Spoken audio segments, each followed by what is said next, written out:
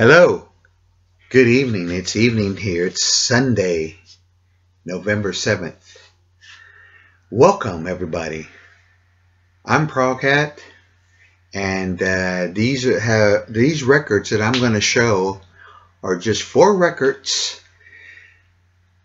My latest spins, 4 records, latest spins, records I've been listening to. A couple of them are new records that I recently got, but I wanted to listen to them so I could talk a little bit about them. So, without further ado, let's begin. This one right here is just up there as one of my favorite Jimi Hendrix records.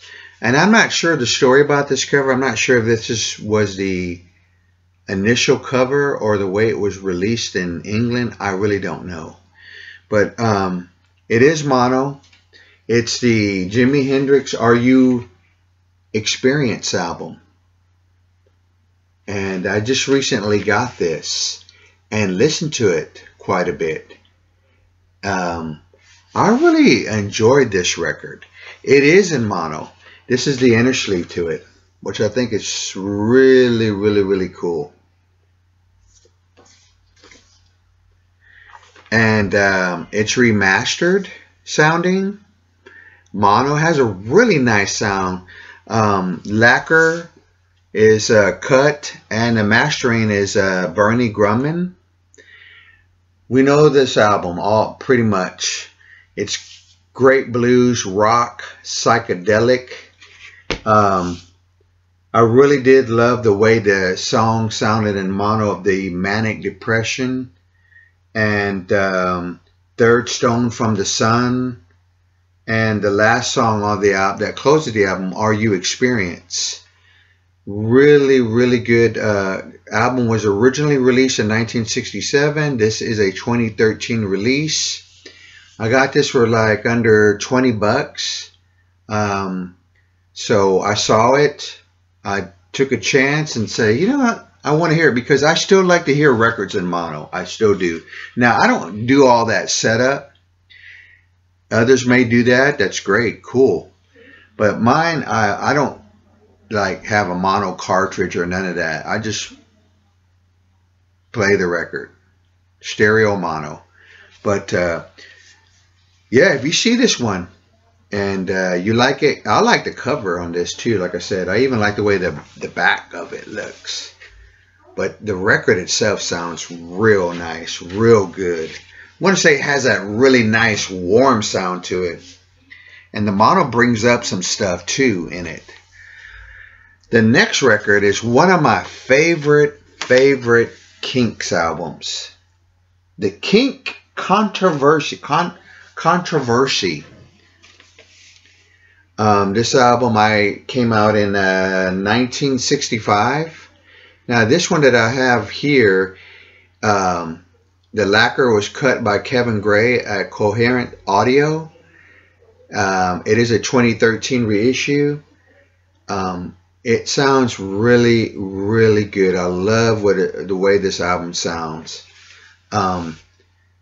This album is an album that I like every song. I can resonate to every one of these songs.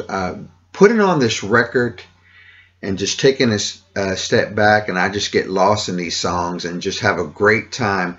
The album, it has like this mod rock sound to it, where some of the songs, guitar-wise, tone-wise, production-wise, sometimes sound like a Who type song. But it's the Kinks. The Kinks version, the Kinks style, Rolling Stones. I'll give you an example. You Can't Win, that guitar playing kind of reminds me of the guitar playing on the Rolling Stones version of I Want to Be Your Man. Remember that, folks? They did a cover of that song and released it as a single. Now, this one does have one of my favorite tunes, which I believe was released as a single, To the End of the Day. But oh man, the beautiful ballad and the nice acoustic touch guitar playing on the song Ring the Bells. Oh, beautiful, beautiful song. The World Keeps Going Round. What an epic song. Kind of a little bit has some little darkness to it. But good song. I'm on an Island. Oh man, just beautiful. I can't remember the song on here where there's some really kick-ass piano playing. What's in Store for Me, another great song. And also it has Where Have All the Good Times Gone. That song is just a rocking classic. Folks, in my opinion, this is one of the Who's gems of an album, part of their discography. It's worth checking out. I don't have a US pressing, but I am looking for one. But really, really dig the way this mono record sounds. The third album. Oh my. And I'm going to take my turn at it. Yes, there's going to be another video about this album, because one thing is my favorite record store let me have this display behind me. Yeah, I asked them about it and they surprised me and gave it to me. So I did, and I've been listening to this, and I really do like this new remix. I'm not sure what you want to call it. It don't. Let It Be, the Giles Martin and Sam O'Keefe. I listened to this quite a bit, and I like what was done on here. I like the way Across the Universe sounds on here. I like Dig a Pony. I also dig the For You Blue. For You Blue is just smoking hot on this album with that great slide guitar playing by John Lennon. I'm a fan of this album. It's up there. I won't say it's my favorite Beatle album of all time, but I like this over Abbey Road. Yeah, folks, I just said it. I love Let It Be over Abbey Road a lot. This album is just an album that was part of one of the first, maybe the second or third record I ever bought, or ever got, excuse me, I ever got when I was a kid. So yeah, it is just a record that I've never get tired of buying. I mean, what do I have? I don't know how many copies I have this. I did get the deluxe CD of this. I have the Beatles Blue box set, which are the UK pressings, and I love the way that sounds. But I love the way I've Got a Feeling sounds. I mean, just album just rocks. I mean, that's what the Beatles are doing here. They're rocking, and some of the songs are just, I mean, one after 909. I mean, I never get tired of this album because these songs just keep rocking. Even the I Mean Mine, the Let It Be, the Long and Winding Road. And I prefer the Long and Winding Road on the Naked, Let It Be Naked. I prefer that version because I like it without the choir and the background vocals that sound like angels. But this record is just, it's straight up rock and roll in your face. And the Beatles are just doing absolutely great performances of each song. So there's my copy now. Record I've been listening to quite a bit. And now the last record, folks, I love live albums. And every once in a while, a good one, in my opinion, comes out that I say, you know what, that's worth getting. I mean, I don't like all the newer live albums too much. And this one was released in 2007 of November. And it's a good sounding album. And again, Lacquer, I hope I'm saying that right. It's cut by Bernie Grumman.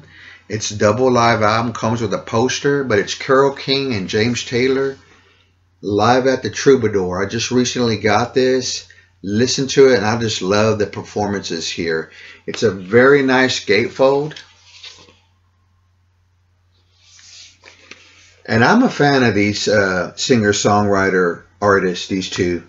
My mom is the one who got me into both these artists because she had their albums, some of them, on A-Track. So that's where I heard a lot of these songs that are done on this album. Like It's Too Late.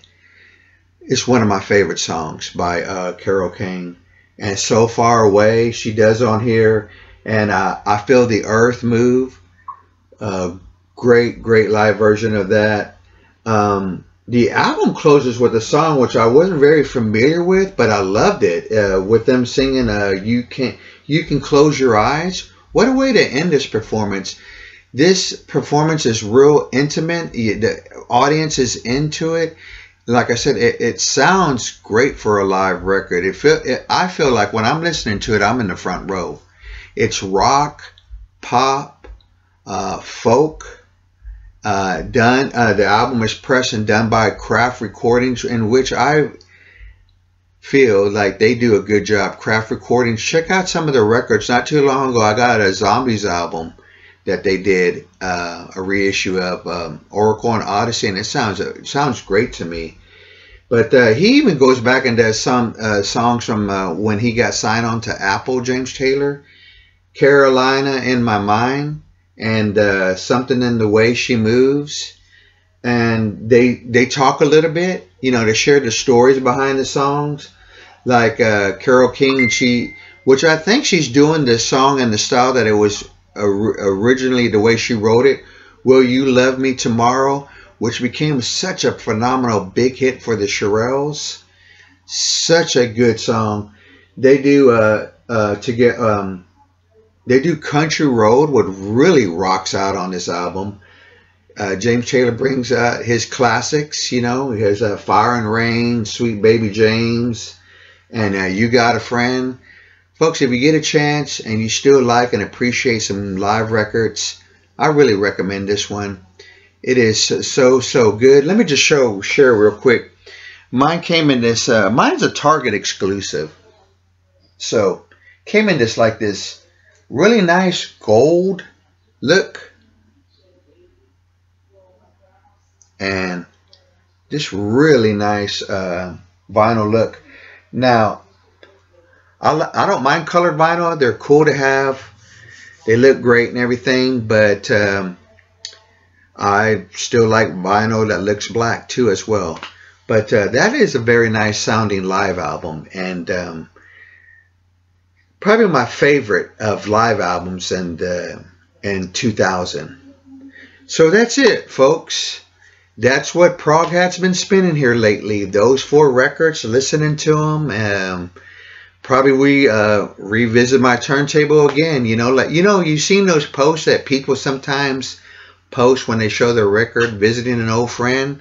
Well, I went to go visit these old friends, and they are doing good, and they sound great. I hope everyone's doing well. I appreciate all your support and your comments. Until my next video, everyone take care.